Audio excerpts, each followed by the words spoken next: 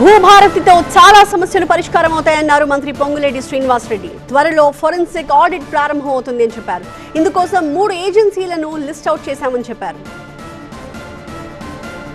కాళేశ్వరం విషయంలో హరీష్ రావు ప్రభుత్వాన్ని రెచ్చగొడుతున్నారన్నారు పొంగులేటి శ్రీనివాసరెడ్డి.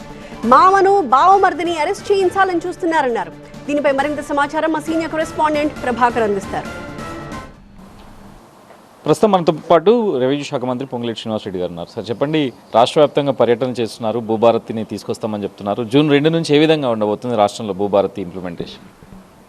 తెలంగాణ రాష్ట్రంలో ఇందిరమ్మ ప్రభుత్వం వచ్చి 17 నెలలు పూర్తిగా వస్తుంది.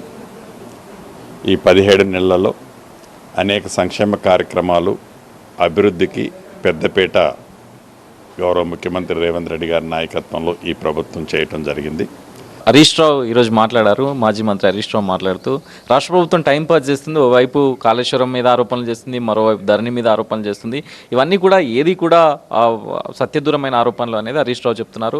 కాళేశ్వరం ప్రాజెక్టు విషయంలో కేవలం టైం పాస్ మాత్రమే చేస్తుంది, ఎన్డీఎస్ఏ కూడా దీన్ని రిపేర్ చేసుకోవచ్చు అనే పాసిబిలిటీని కూడా చెప్పింది అనేది హరీష్ రావు చెప్తున్నారు. ఏదైతే ఎన్డీఎస్ ఏదైతే రిపోర్ట్ ఇచ్చిందో దాన్ని ఒకసారి చదువుకోమనండి. దాంట్లో రిపేర్ చేయమని ఎక్కడా ఇవ్వలే. దీంట్లో ఇర్రెగ్యులారిటీస్ జరిగినాయి. దీన్ని ఎలా చేయాలి అనేది చాలా క్లిష్టమైన విషయము. దీన్ని ఇన్డెప్త్గా స్టడీ చేసి చేయాల్సిన అవసరం ఉంది అన్నారే తప్ప ఇది ప్రొసీజర్ ఇట్లా చేసేయండి, ఎమ్మటే ఈ రాత్రి కంప్లీట్ చేయండి అని ఎక్కడా అనలే. అసలు కాళేశ్వరంతో యూజే లేదని ప్రభుత్వం చెప్తుంది. కాకపోతే అసెంబ్లీలోనే 20 లక్షల ఎకరాల ఆయకట్టుకు నీళ్ళు ఇచ్చామని చెప్తుంది అనేది హరీష్ రావు చెప్తున్నారు. అసలు కాళేశ్వరం యూజ్ అయిందా లేదా అంటే కాళేశ్వరము వాళ్ళు ఏదైతే ఇది 7 ఇంతల తర్వాత 8వ ఇంత అని అద్భుతాన్ని ఒక ఆర్టిఫిషియల్గా క్రియేట్ చేశారో, ఇదో 8వ ఇంత బొంత అనేది రాష్ట్ర ప్రజలకి దేశ ప్రజలకి తెలుసు.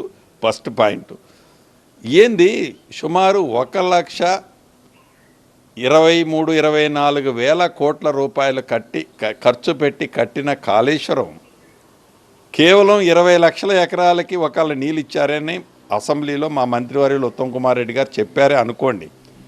అది కాళేశ్వరంలో ఏదైతే స్టాప్ చేయకుండా, అంటే ఆ రిజర్వాయర్ని ఆపరేట్ చేయకుండా ఫ్లో అయ్యే వాటర్లో అవైలబిలిటీని బట్టి యూటిలైజేషన్, అంటే ప్రజలకు ఇబ్బంది కలగకుండా వాట్ బెస్ట్, కక్షపూరితంగా కాకుండా కాళేశ్వరం వేస్ట్ అయిపోయింది అని ప్రజలకి తెలిసినా ఉన్న దాంట్లో ది బెస్ట్ ఏంటి అనే దాన్ని యూటిలైజేషన్ చేస్తే 10,000, 12,000, 13,000 ఎకరాలకు నీళ్ళిస్తే ఏంటి 1,27,000 కోట్లు ఖర్చు పెట్టి 15,000, 13,000, 12,000 ఎకరాలకు ఇస్తే అది యూటిలైజేషన్లో ఉన్నట్లా? అంటే ఇది హరీష్ రావు గారికి ఆ మాత్రం తెలియకనా వారు అట్లా మాట్లాడేది? ఈ నోస్ ఎవ్రీథింగ్. వారి మామగారికి తెలుసు, వారి అల్లుడు హరీష్ రావు గారికి తెలుసు.